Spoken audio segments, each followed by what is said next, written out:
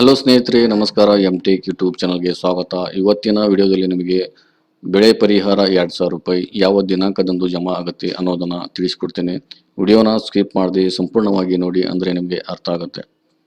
ಬರಗಾಲದಿಂದ ಬೆಳೆ ನಷ್ಟವಾಗಿರುವ ಪ್ರತಿ ರೈತರಿಗೆ ಈ ವಾರದ ಅಂತ್ಯದಿಂದ ಸರ್ಕಾರ ಡಿಬಿಟಿ ಮೂಲಕ ನೇರವಾಗಿ ರೈತರ ಖಾತೆಗೆ 2000 ರೂಪಾಯಿ ಬರ ಪರಿಹಾರ ನೀಡಲಿದೆ ಎಂದು ಸಚಿವ ಕೃಷ್ಣ ಬೈರೇಗೌಡ ವಿಧಾನಸಭೆಗೆ ತಿಳಿಸಿದರು.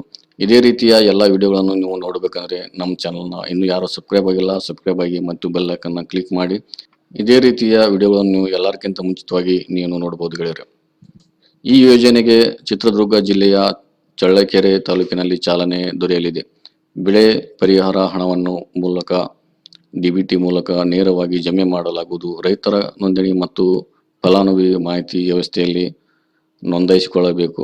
ಇದು ಮೊದಲ ಬಾರಿಗೆ ಅಪ್ಲಿಕೇಶನ್ ಆಧಾರಿತ ವ್ಯವಸ್ಥೆಯನ್ನು ಪರಿಚಯಿಸಲಾಗಿರುವುದರಿಂದ ಪರಿಹಾರ ನೀಡುವುದು ಸ್ವಲ್ಪ ವಿಳಂಬವಾಗಿದೆ ಎಂದು ಕೂಡ ಇಲ್ಲಿ ತಿಳಿಸಿದ್ದಾರೆ.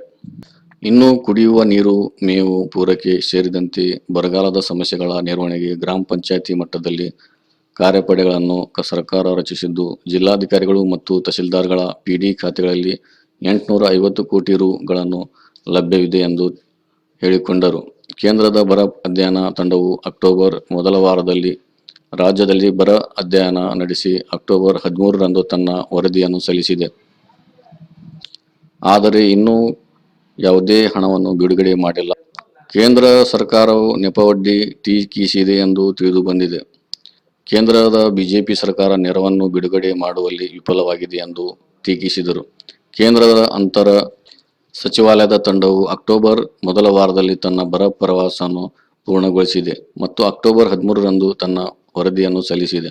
ಆದರೆ ಇನ್ನೂ ಯಾವುದೇ ಹಣವನ್ನು ಬಿಡುಗಡೆ ಮಾಡಿಲ್ಲ ಮತ್ತು ಮುಖ್ಯಮಂತ್ರಿಗಳು ಕೇಂದ್ರಕ್ಕೆ 2 ಬಾರಿ ಪತ್ರ ಬರೆದಿದ್ದಾರೆ. ನಾನು 2 ಬಾರಿ ಪತ್ರ ಬರೆದಿದ್ದೇನೆ, ಆದರೂ ಯಾವುದೇ ಪ್ರಯೋಜನವಾಗಿಲ್ಲ ಎಂದು ಕೇಂದ್ರ ಕೃಷಿ ಸಚಿವರು ಮತ್ತು ಗೃಹ ಸಚಿವರು ನಮ್ಮನ್ನು ಭೇಟಿ ಮಾಡಿಲ್ಲ. ಇಲಾಖೆಯ ಕಾರ್ಯದರ್ಶಿಗಳು ಭೇಟಿ ಮಾಡಿ ಜ್ಞಾಪಕ ಪತ್ರ ಸಲ್ಲಿಸುವಂತೆ ಒತ್ತಾಯಿಸಲಾಯಿತು ಎಂದು ಕಂದಾಯ ಸಚಿವ ಕೃಷ್ಣ ಬೈರೇಗೌಡರ ಹೇಳಿದರು.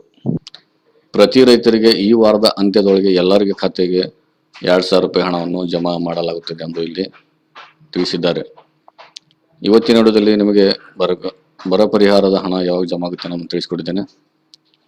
ಇಲ್ಲಿಗೆ